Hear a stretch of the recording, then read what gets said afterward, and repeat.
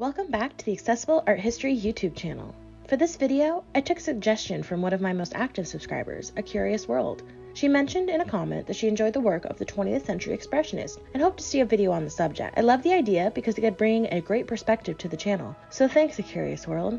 The Expressionists were a group of artists that focused on creating art that would evoke deep emotions in the viewer. Many of them saw the horrors of World War I and what humanity was capable of. In this video, I'll dive into both information about the movement as well as about specific artists and their work. Make sure to check out the Instagram page at accessible.art.history for a bonus work. So to learn more, then keep on watching. Expressionism began during the first decade of the 20th century in Germany. It was a chaotic time for global politics and economy, in addition to the horrific battles of World War I. Artists reacted to this and drew from the past to create a new style. For example, they utilized the color theory used by post-impressionists like Vincent van Gogh, but they were also inspired by the forms and composition found in late medieval Germany with artists like Matthias Grünewald. This combination was jarring, and it did achieve the goal of evoking emotional responses from the audience. The Expressionist artists formed two main groups or schools of thought. The first was Die Brücke, or the Bridge. It was created by a group of artists in Dresden who sought to change the landscape of the art world. They were Ernst Ludwig Kirchner, Fritz Bleel, Erich Heckel, and Carl Schmidt-Rudloff. These artists primarily focused on the emotional responses of color. Second was Der Blue-Reiter. This group was based out of Munich and was led by Wassily Kandinsky and Franz Marc. Their perspective was that there could be a spirituality to art, and that art was more than painting, more than meets the eye, and that color could be used as symbolism to achieve understanding. The first artist in today's video is Ernst Ludwig Kirchner, who was born in 1880 in Bavaria. His parents did support his art, but they also wanted him to earn a traditional education, so he studied architecture at university. There he met Fritz Bleel, and they came up with the idea for the group due to their shared interest about art. Kirchner volunteered to fight in World War I in 1914, but was discharged in 1915 due to a nervous breakdown and other health issues. For the rest of his life, he worked as an artist in between the times he spent in mental hospitals for his illnesses. He died on June 15, 1938, at age 58. Sadly for future generations, his works were labeled as degenerate and hundreds of his pieces were destroyed by the Nazis. One of Kirchner's most famous works is Self-Portrait as a Soldier, dating from 1915. He painted it shortly after coming home from the front, and his emotional agony is clear. The work shows a bloody man in a soldier's uniform. He sits in an artist's studio, but is clearly not interested in his work.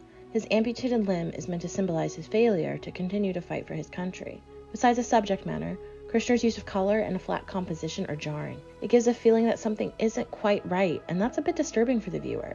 In addition, we can feel the main subject's pain and feel a little bit of sympathy for him.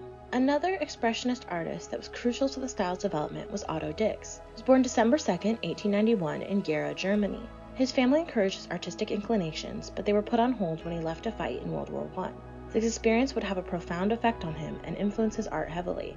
Although much of his work focused on portraiture, Dix did branch off into other genres as well. In the late 1920s, he accepted a job teaching art. However, with the rise of the Nazi regime, Dix was labeled as a degenerate. He was fired and no longer allowed to teach. Some of his works, around 260 pieces, were also confiscated. Otto Dix died of a stroke on July 25, 1969. This work, called Stormtroopers Advancing Under Gas, is one of Dix's most jarring pieces. It's an etching with an aquatint and was created in 1924.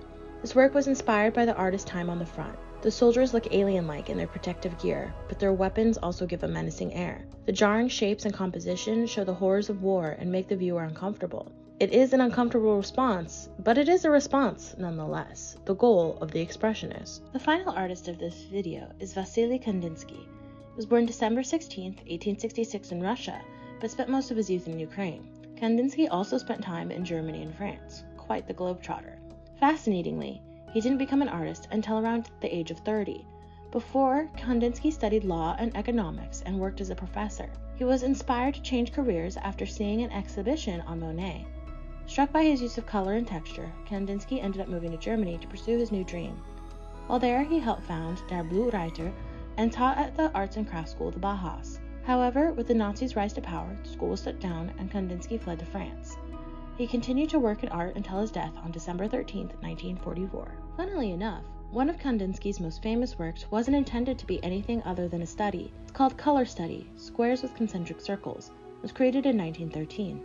In this piece, Kandinsky was experimenting with different color combinations to see how they interacted with each other and what emotional responses they would invoke. It's a fascinating piece because it not only achieves the artist's goal, but there is a sense of chaos from the multiple combinations. It's a fascinating work and shows us the inner workings of Kandinsky's mind. Expressionism was a new movement that strove to change ideas about the composition of art, especially when it came to color. It idealized the emotional response that art could provide and tried to help people achieve it.